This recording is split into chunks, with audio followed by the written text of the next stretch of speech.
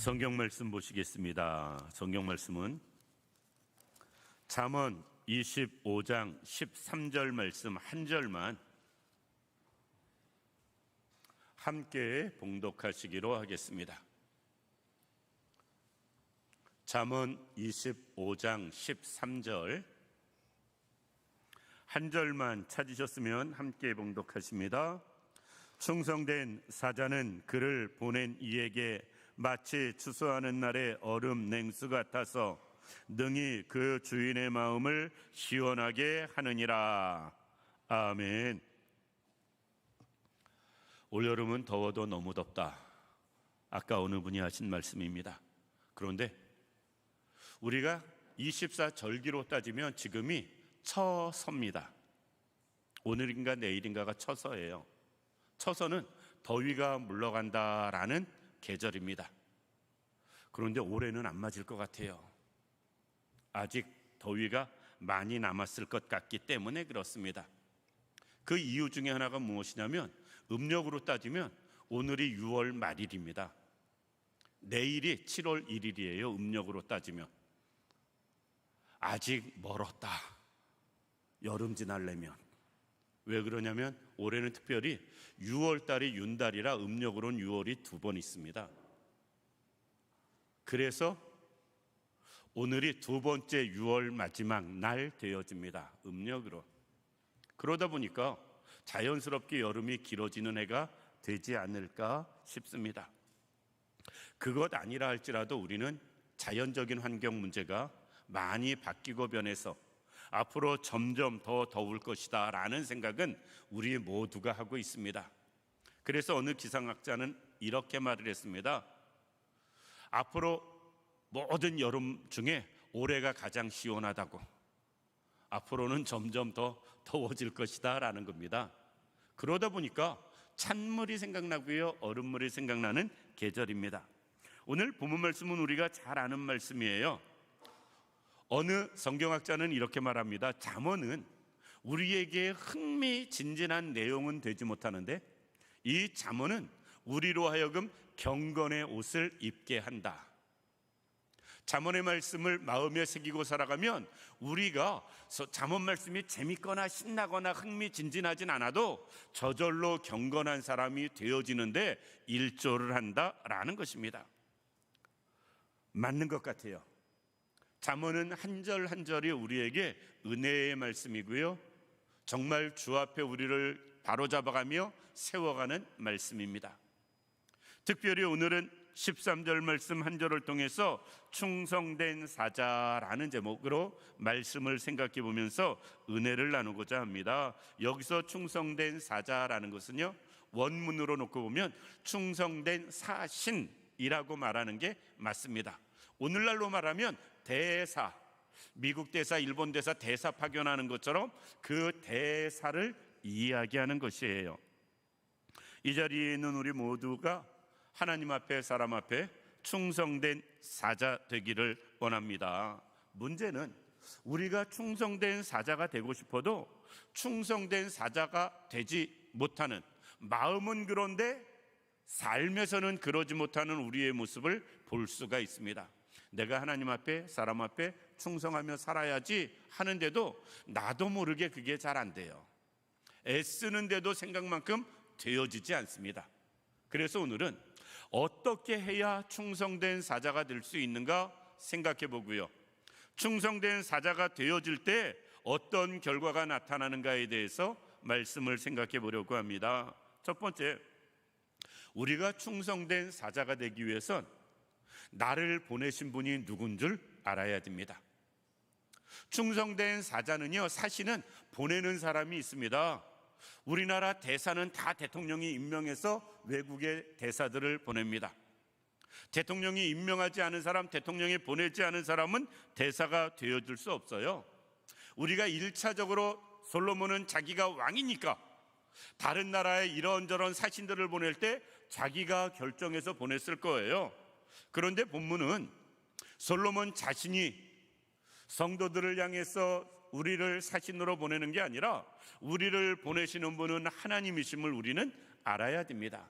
우리는 누구의 사신이냐? 하나님이 보내신 하나님의 사신이다 라는 거예요. 그런데 우리는 살면서 자꾸 하나님이 나를 이 세상에 보내셨음을 자꾸 망각하며 살아갑니다. 우리는 이 세상에 어쩌다 온 것도 아니고 내 맘대로 온 것도 아니고 하나님이 보내셔서 왔어요. 우리 교회를 출석하며 섬기며 이 교회를 통해서 주 앞에 충성하며 살아가는 것도 내 마음으로 정해서가 아니고요, 하나님이 우리 교회에 보내주셔서 이 교회를 통해서 우리가 하나님 앞에 살아가고 쓰임받고 있음을 우리는 알아야 됩니다. 직장도 마찬가지예요. 내가 좋은 데 취직했고 내가 알아봐서 취직한 것 아니고요, 하나님이 나를 그 직장에 사신으로 보내주신 것이다. 그러니까 우리는 내가 어디에 보냄을 받았든지 그곳에 보내신 분은 하나님이심을 우리가 먼저 알고 믿어야 된다. 그래야 우리가 충성할 수 있어요. 사람이 보냈거나 내가 알아서 갔거나 내가 노력해서 되어진 거라고 생각하면 우리는 충성하지 않아요. 그런데 내가 어디에 있든지 이곳에 보내신 분, 그분이 하나님임을 먼저 우리가 꼭 알 수 있는 분들이 되기를 원합니다. 그러면서 하나님이 나를 보내셨다라는 것을 아는 동시에 그 하나님이 어떤 분인가를 알아야 돼요. 나를 보내신 하나님이 어떤 분인가? 우리가 잘 아는 대로 그분은 우리 모두를 지으신 창조주 하나님이십니다. 하나님은 창조주세요. 모든 존재의 근본적인 근원, 그분이 하나님이신데 그분이 나를 보내셨다.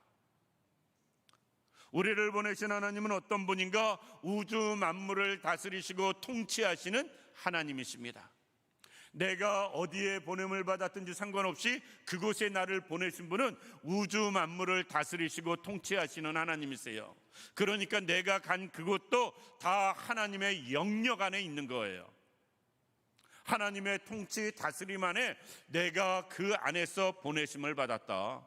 그러니까 여긴 아닌가 봐, 이게 아니고요, 하나님의 다스림 통치 안에 우리가 보냄을 받았다면 모든 걸 아시는 하나님께서 나에게 가장 맞는 것, 나에게 가장 필요한 것, 또는 나를 가장 필요로 하는 곳에 하나님이 나를 보내주셨음을 알아야 된다라는 것입니다. 그리고 나를 보내신 그 하나님은 우리의 구원자 하나님이십니다. 하나님이 나를 보내셔놓고 나를 외면하고 방치하시는 하나님이 아니라 하나님은 늘 우리와 함께 하시면서 내가 하나님의 일을 감당해 나갈 때 조금 더 어렵지 아니하도록 은혜로 인도하시며 축복하시는 하나님이시다라는 것입니다. 그리고 나를 보내신 그 하나님은 내가 이 땅에서 모든 사명 마치고 돌아갈 때에는 영원한 생명, 천국으로 인도해 주시는 하나님이세요. 그러니까 우리가 그것을 먼저 알아야 됩니다. 충성된 사자가 되기 위해선 나를 보내신 분은 하나님이시고, 하나님은 창조주시고 다스리시고 통치하시는 분이시고, 그분이 구원자시고 그분이 우리에게 축복하시며 영생으로 인도하시는 분이시다. 우리가 그것을 알면 어렵고 힘들어도 충성하는 데 힘이 나요.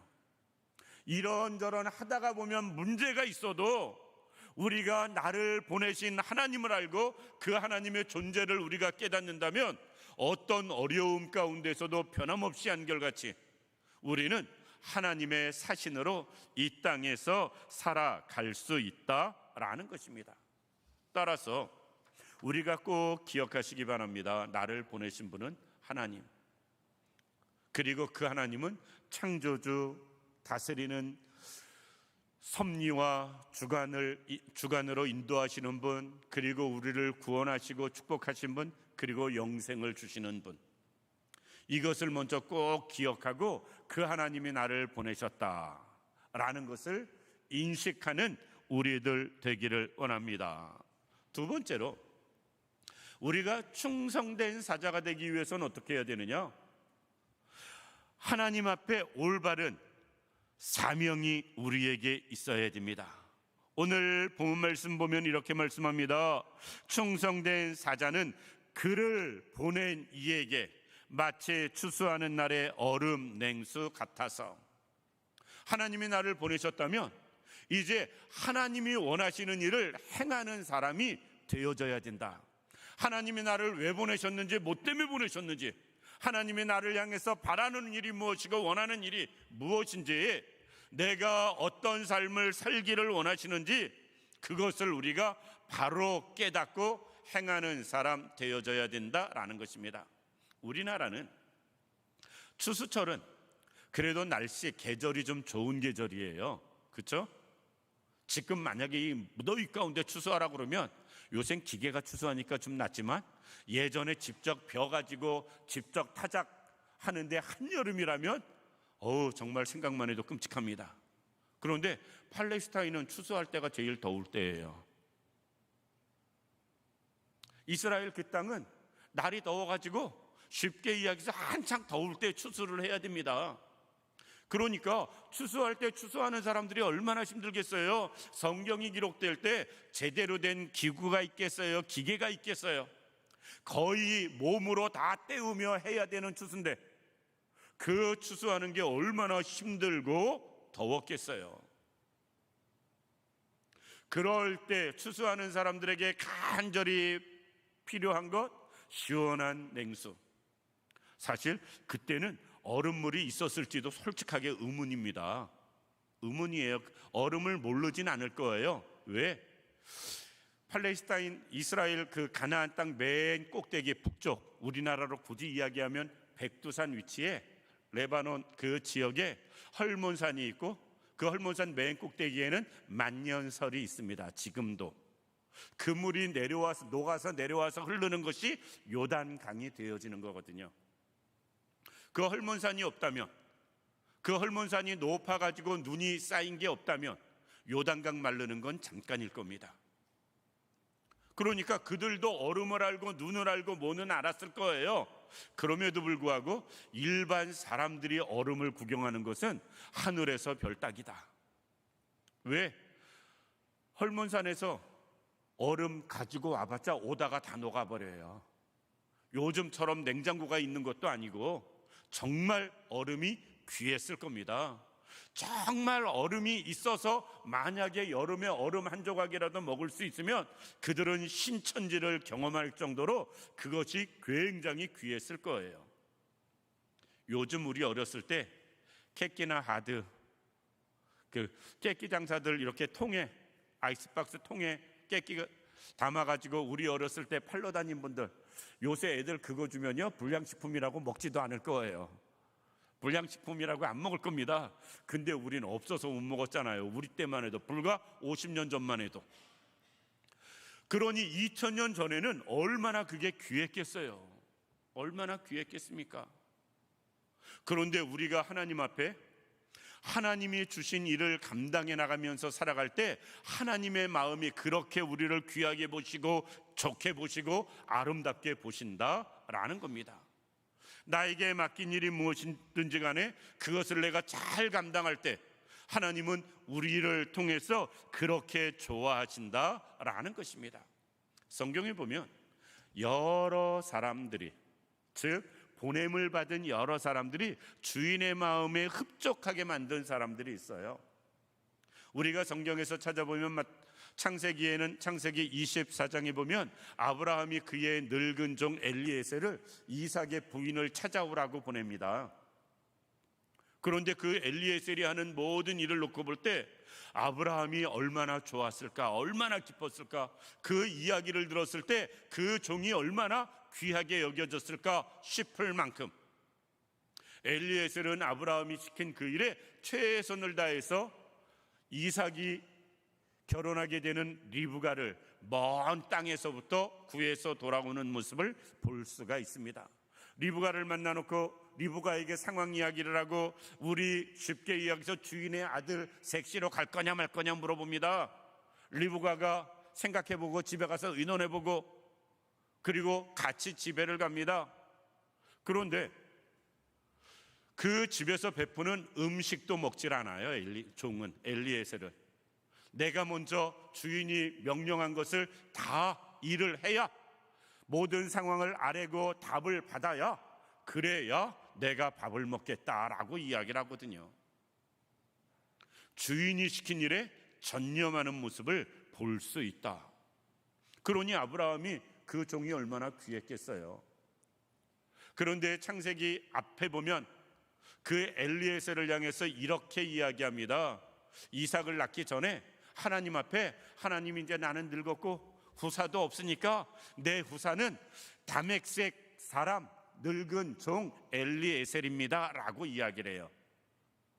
아들을 못 낳았으면 아브라함은 그 엘리에셀에게 모든 것을 다 물려줄 생각을 하고 있었다. 자기 후계자로 삼을 생각을 하고 있었다.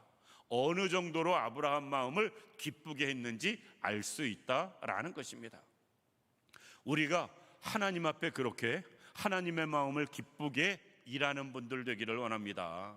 우리가 잘 아는 대로 민수기 보면 쉽게 이야기해서 점탐꾼 12명을 부릅니다. 10명의 점탐꾼은 속상하게 보고하지만 2명의 점탐꾼 같은 경우는 얼마나 하나님 앞에 여호수아와 갈렙이 보고한 내용을 보면 하나님이 정말 기뻐하셨을 거예요. 그리고 여호수아서로 넘어가면 이제 여리고성을 향해서 2명의 점탐꾼을 또 보냅니다. 기생 라합의 도움으로 돌아오는 점탐꾼. 그렇게 보냄을 받으면 사신이죠. 몰래 갔다 오는 간첩 역할이지만 그럼에도 불구하고 그들은 목숨 걸고 또 그 일을 잘하는 모습을 볼 수가 있습니다.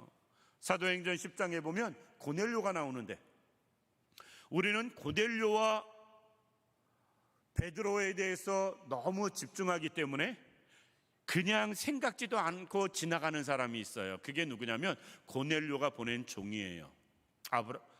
베드로를 데려오라고, 베드로를 청해서 집으로 모셔오라고 고넬료가 종을 보냅니다.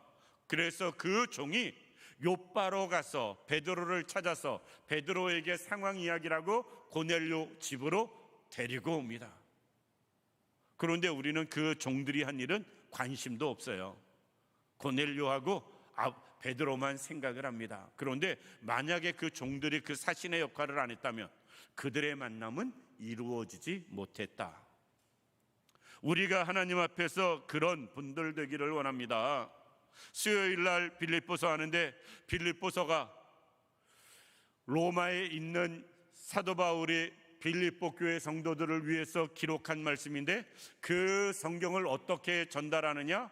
말씀드린 것처럼 수요일 예배 참여하신 분들은 에바브로디도, 빌립보 교회에서 사신으로 로마까지 1300km가 되는 그 먼 거리를 로마까지 가서 사도 바울을 만나서 빌립보 교회 소식을 전하고 또 이번엔 반대로 사도 바울의 사신이 되어 다시 빌립보 교회로 가서 사도 바울의 상황을 설명하며 빌립보서 성경을 전달하는 일을 에바브로디도가 합니다.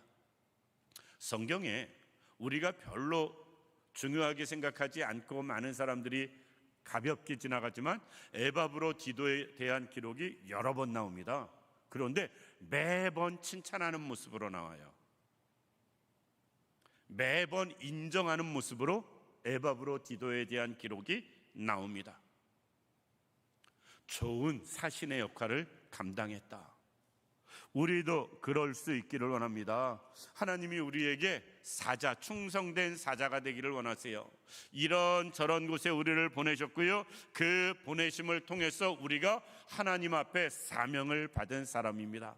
각자에게 주어진 사명은 다를 수 있어요. 교회에서 하는 일이 다르고 직책이 다르고 직분이 다른 것처럼 하나님이 나에게 원하시는 일은 다를 수 있어도 원하시는 일이 누구에게나 다 있다. 왜? 그것을 위해서 나를 보내셨기 때문에. 따라서 우리는 그 보내심 받은 자로서 그 일을 잘 감당할 수 있는 우리들 되기를 원합니다. 마지막으로 우리가 모두 한 사람도 예외 없이 하나님의 보내심을 받은 사람임을 꼭 기억하시기 바랍니다. 예수님은 본인이 말씀하십니다. 내가 세상에 온 것은 섬김을 받으려 온 것이 아니고 섬기러 왔다. 하나님께서도 예수님께서도 자기가 이 세상에 온 건 하나님이 보내셔서 왔음을 고백합니다. 아버지가 나를 보낸 것처럼 나는 너희를 보낸다, 이렇게 표현하거든요. 예수님도 하나님이 보내셔서 이 땅에 왔고 하나님의 뜻을 이루신다라는 고백을 자주 하세요. 마찬가지로 주님은 또 우리를 세상에 보내셨고요, 이곳에 보내셨습니다. 우리 모두는 보냄받은 사람들이에요. 하나님이 보내시지 않았는데 내가 이 자리에 온 사람 하나도 없다. 우리는 다 하나님의 뜻 안에서 하나님의 섭리 가운데 보냄을 받은 사람들이다라는 것입니다. 그것을 기억할 수 있길 원합니다. 예수님도 보내심을 받은 그 사명을 인식하며 사셨듯이 우리도 하나님이 나를 보내시고 예수님이 나를 보내셨다는 그 사명을 꼭 인식하며 살아갈 수 있길 원합니다. 특별한 사람, 저 사람만 그렇지 나는 아니야, 이게 아니고요, 하나님이 보내셨음에 한 사람도 이 자리에 예외된 사람은 없다. 우리 모두는 다 보내심을 받은 사람들이다. 이제는 하나님 마음을 기쁘시게 해드리는, 여름날 추수할 때의 얼음 냉수와 같이 하나님의 마음을 시원하게 해드리는 그런 우리들 되기를 원합니다. 제가 찬양하면서 저기 물병이 있는데 그 물을 마시는데 저 물을 냉장고에 넣어놨다가 예배 전에 가지고 와가지고 마시면서 찬양했습니다. 얼마나 시원한지. 오늘 이 말씀이라 굳이 찬물을 예배 전에 마셔가면서 해봤어요. 맹숭맹숭한 그냥 밋밋한 물보다는 한결 좋더라고요. 찬양할 때도 냉장고에서 꺼내왔더니. 우리가 정말 가만히 시원한 에어컨 밑에서도 시원한 물이 좋은데 떼아볕에서 죽어라고 일하다가 추수하다가 마시는 시원한 물이면 얼마나 좋고 기쁘겠어요.